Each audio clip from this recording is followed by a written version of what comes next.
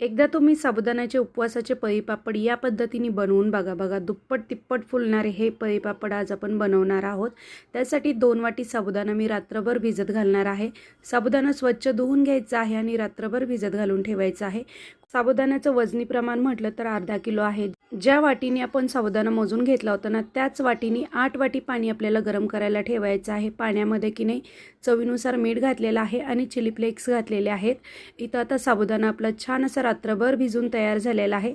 पाणी गरम झालं की साबुदाणा मोकळा करून पाण्यामध्ये आपल्याला शिजायला घालायचं आहे। इथं तुम्ही हिरवी मिरची बारीक कुटून घालू शकता। इथं आता 2 बटाटे घेतलेले आहेत, साल काढून याचं किस बनवून घेतलेला आहे। बटाटे किसून घेतलेले आहेत। बऱ्यापैकी साबुदाणा आपला शिजलेला आहे, ट्रान्सपरंट झालेला आहे। आता साबुदाण्यामध्ये की नाही किसलेला बटाटा घालायचा आहे। आपल्याला एक 2 ते 3 मिनिटं किसलेला बटाटा घालून साबुदाणा शिजवून घ्यायचा आहे।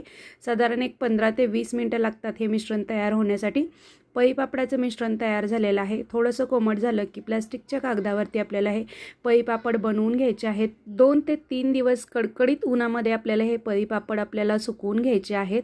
इथं छान असे आपले हे पळीपापड तयार झालेले आहेत बघा। तुम्हाला तळूनही दाखवते।